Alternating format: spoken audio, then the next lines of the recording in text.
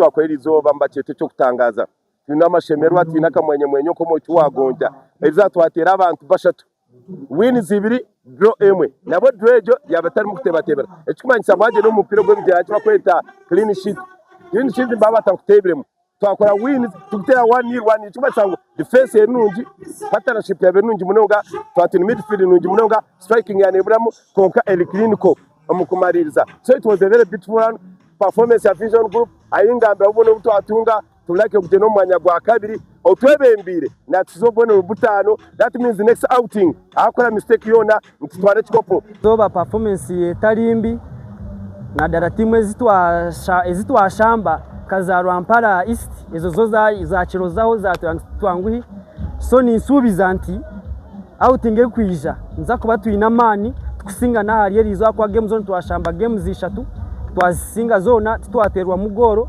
emwe twagitera goal zishatari 0 ya kabiri twagitera ibirari ari 0. Of course Corporate League tubatizire kwa associatinga na nokora business but mpira gonko mpira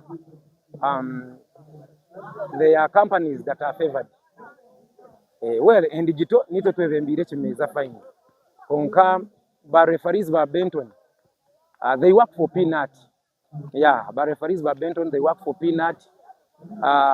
Their companies is what by nature kusubirayo nkwara ba favoring maybe nature baramuhereze. And digital we want to give you anything because for us in digital we fight corruption, ready in fighting corruption.